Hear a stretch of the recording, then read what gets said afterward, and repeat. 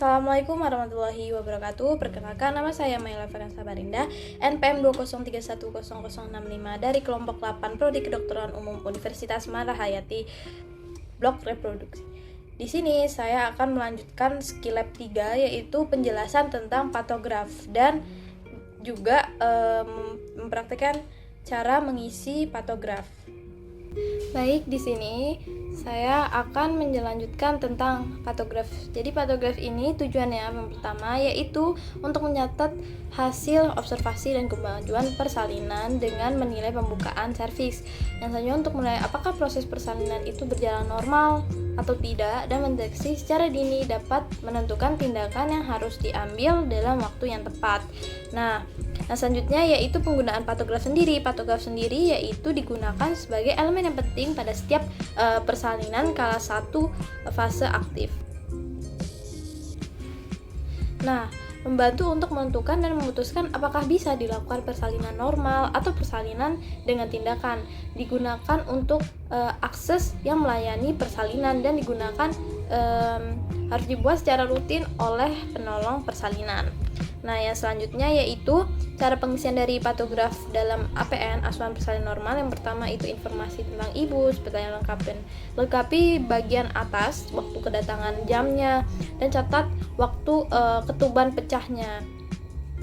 Dan untuk keadaan janin ini dicatat DJJ-nya, denyut jantung janin, air ketuban, dan penurunan kepala janin.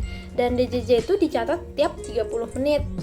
Dan ada warna air ketuban, itu nilainya air warna dengan melakukan VT dan catat di bawah lajur DJJ. Dan pengertian patograf itu sendiri adalah alat bantu untuk mengacu persalinan dan membantu menentukan keputusan dalam penata laksanaan. Alat bantu digunakan selama fase aktif persalinan. Catat grafik ini mengenai kemajuan persalinan untuk memantau keadaan ibu dan janin. Selain alat bantu yang tepat untuk memantau keadaan janin, ibu selama dalam proses persalinan. Nah, yang selanjutnya itu yang dicatat bisa pada warna air ketuban. Jadi di patograf ini ada simbol-simbol pada warna air ketuban. Yang pertama, U yaitu ketubannya utuh dan itu belum pecah. J yaitu sudah pecah tetapi berwarnanya jernih. M itu sudah tercampur dengan mekonium dan sudah pecah. D yaitu sudah bercampur darah, ketubannya sudah pecah dan bercampur darah. Dan K itu sudah pecah dan kering, ketubannya sudah pecah dan kering. Jadi yang pertama itu ada di molase. Yang pertama ada 0. Nilai 0 ini adalah tulang-tulang kranium janin terpisah, tapi suturannya mudah melewati panggul. Yang nilai pertama yaitu tulang-tulang kepala janin hanya saling bersentuhan. Yang kedua itu tulang tumpang tindih tapi masih bisa dipisahkan, jadi bisa masih keraba si suturannya. Dan tulang kepala janin ini tumpang tindih tapi tidak bisa dipisahkan, itu nilainya 3. Jadi sutura sagittalis ini adalah awalnya cekungan. Nah, dan dia nggak bisa lagi ada sutura karena parietalnya merapat dan di kanan kiri, makanya dia jadi tumpang tindih dan tidak bisa teraba kembali. Nah, yang selanjutnya itu kemajuan dari persalinan, itu dicatat dari pembukaan serviks, penurunan terbawa janin. Nah, itu dicatat tiap jam, diperiksa tiap 4 jam lebih sering. Dan kalau untuk pembukaan serviks itu tandanya X, dan penurunan terbawa janin kalau ada penyulit. Nah, kalau garis waspada dan garis bertindak ini adalah dimulai dengan pembukaan serviks 4 cm dan berakhir di mana titik pembukaan 1 cm per jam.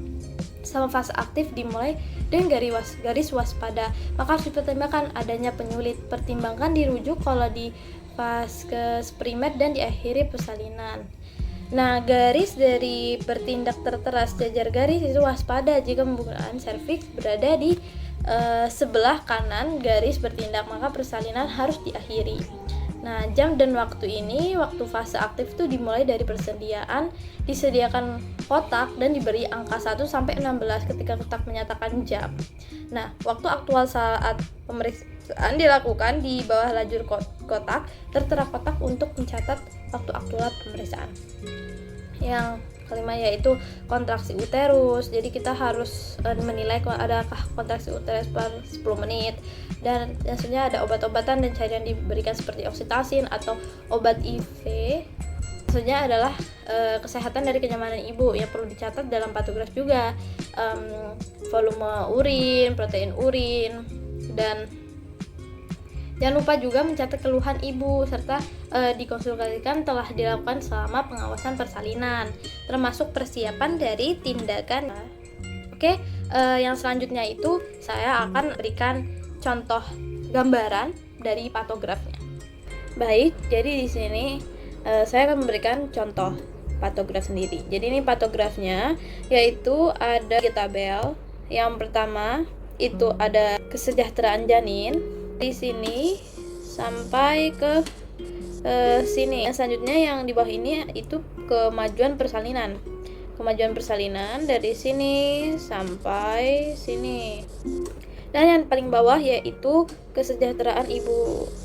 Jadi kesejahteraan ini maksudnya kalau untuk kesejahteraan janin yang di atas ini tentang keadaan janin. Dan yang di bawah sini adalah kesejahteraan paling bawah ini kesejahteraan ibu, kondisi ibunya bagaimana. Oke, jadi di sini adalah contoh kasusnya ya. Nyonya Ola usia 38 tahun, G5, anak kelima, pernah hamil kelima atau hamil kelima, partus 3 dan A1, abortus 1 kali dan melahirkan 3, sudah pernah melahirkan 3 kali. Nah, sini itu identitas pasiennya bisa ditulis di sini. Biasanya nomor register ini misalkan ya, ini contoh 1203526. Nah, terus nanti nomor puskesnya nanti diberikan ketika sudah mendaftar. Ya, ini sebagai contoh. Nah, nama ibu bisa saja disingkat Nyonya O. Tetapi karena ini patograf, jadi bisa saja ini selain Nyonya Ola. Jadi kita tulis secara jelas untuk nama. Nah, tanggalnya ini adalah tanggal di mana Nyonya Ola datang ke puskesmasnya. Pada tanggal 26 April 2016. Jamnya ini jam ketika sudah di puskesmas. Ketuban pecah sejak jam. Jadi untuk sekarang kita kan belum tahu jam berapa, jadi kita strip aja. Dan mulesnya ini, jadi kita tulis mulus sejak jam 2. Nah, lalu yang selanjutnya ini adalah kesejahteraan janin. Jadi sebelum kesejahteraan janin ini, untuk kita mengetahuinya, yaitu patograf ini bisa diisi ketika pembukaannya sudah 4-10 cm. Jika belum mencapai itu, maka tidak bisa mengisi si tabel ini. Ini pembukaan serviks 3 cm dan tidak ada molase kepala. Jadi karena serviksnya atau pembukaannya masih 3 cm, maka tidak bisa dimasukkan ke dalam tabelnya. Jadi kita tunggu dulu. Sekitar biasanya pembukaannya tiap 30 menit. Bisa saja lebih atau lebih cepat lagi. Nah, yang selanjutnya ini ada pada pukul 13.00 Nyonya Ola pemeriksaan kembali dan ternyata pembukaan serviksnya sudah 4 cm, pembukaannya sudah 4 cm. Jadi karena jam 13 itu maka bisa dilakukan pengisian patograf. Jadi awalnya yang pertama itu kita harus mengisi pembukaannya. Jadi pembukaan serviks ini digunakan tanda X di sini. Kita coret silang di sini. Nah, lalu kita tulis. Jadi ini adalah tabel jam. Jadi kotak yang besar ini adalah tiap 1 jam. Jadi ini ditulis 13.00. Sementara tabel yang kecil seperti ini adalah 30 menit. 30 menit dibagi karena sekotak gede ini 1 jam. Berarti ini setengahnya dari 1 jam. Kepalanya 4/5, kontraksi uterusnya 3 kali dalam 10 menit. 30 dan 30 detik. Kita lakukan adanya turunnya kepala 4/5. Jadi di sini, jadi untuk mengetahuinya yaitu dari sini ya. Ini 0, jadi 0/5, 1/5 dan 4/5. Jadi karena di sini 4/5, karena di soalnya 4/5, maka ditulis dengan tanda, karena dia turun kepala tandanya O, jadi atau 0, kita tulis di sini karena dia 4/5. Oke. Lalu setelah itu sebenarnya kita bisa melakukan garis lurus dari, sebenarnya bisa garis lurus hayalan, tinggal garis saja, tapi tidak usah juga tidak apa-apa, itu hanya untuk membantu saja. Nah, untuk kontraksi sendiri itu kita bisa menulis di sini. Di sini kan 3 kali, otomatis sampai sini. 1, 2, 3. Nah, kontraksi uterusnya karena 30 detik ya. Jadi ini sebenarnya kurang dari 20 dan ini 20 sampai 40 itu diarsir dan lebih dari 40 ini full. Jadi karena 30 maka kita arsir. Oke, jadi ibu berkemis. Selanjutnya kita bisa setelah kita mau mengisi tekanan darah ibu atau denyut janin. Di sini denyut janinnya 140 kali per menit. Jadi kita mengikuti garis ini 140 kali per menit. Nah, untuk tandanya itu sama, bulat juga, dan 102 dan ini 120 per 80, jadi bisa langsung ke sini, ke bawah sini. Dan tadi air ketubannya masih utuh, jadi kalau utuh tandanya U, jika pecah J, tapi dengan syarat cairan ketubannya cair, maksudnya jernih dan tidak ada penyusupan, maka nilainya 0. Kalau ada penyusupan itu dari 1 sampai 3 dan itu beda-beda. Nah, itu kesejahteraan dari ibu 120 per 80. Jadi karena 120 per 80 jadi tandanya seperti ini.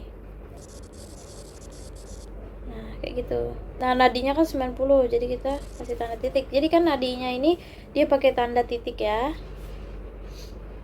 Dan suhu ibu tadi 30 derajat Celcius. Nah, karena di sini tidak diketahui protein dan asetonnya, maka kita strip saja dan volumenya tadi 100 cc. Nah, lalu setelah itu tidak diketahui oksitosinnya berapa, testosteronnya berapa, maka kita strip saja. Di sini selanjutnya kita mengetahui bahwa pada pukul 17.00 dilakukan pemeriksaan kembali dan pembukaan serviksnya 7. Nah, jadi karena sudah diketahui 17.00 pecah ketubannya, kita tulis di sini pecah ketubannya. Nah, lalu setelah itu pembukaannya 7, jadi dimulai lagi dari pembukaan. Nah, sebenarnya ini waktunya urut. Jadi dari 13, 14 ternyata sama semua. Hanya diketahui jam 17. Jadi sudah kita tulis 15.00, 16.00 dan 17.00. Ternyata di sini 17.00-nya. Maka karena pembukaannya 7. Nah, tadi turun sudah 3/5. Kita tulis 3/5-nya di sini. Pada pukul 19 ini sudah kepalanya 0/5 dan pembukaan sudah lengkap. Jadi kalau untuk pembukaan sudah lengkap, maka pembukaannya sudah di tahap atau pembukaan 10 cm. Seperti tadi ditulis 17.00 sampai 19.00 kita silang dan sudah di garis waspada. Nah, maka bisa dilakukan persalinan. Lalu setelah mengisi, kita beri garis seperti ini. Nah, seperti ini. Strip jika tidak diketahui.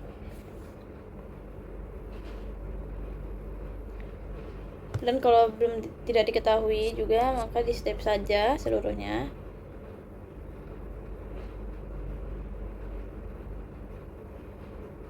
Selanjutnya saya akan menjelaskan tentang ini turunnya bayi. Jadi di sini ada turunnya bayi, kepala bayi jadi dari 5/5 berarti belum benar-benar masuk. Jadi kepala di atas dan masih mudah digerakkan. Lalu 4/5 udah sulit digerakkan dan bagian terbesar kepala belum masuk ke panggul. Jadi belum masuk, jadi masih 4/5.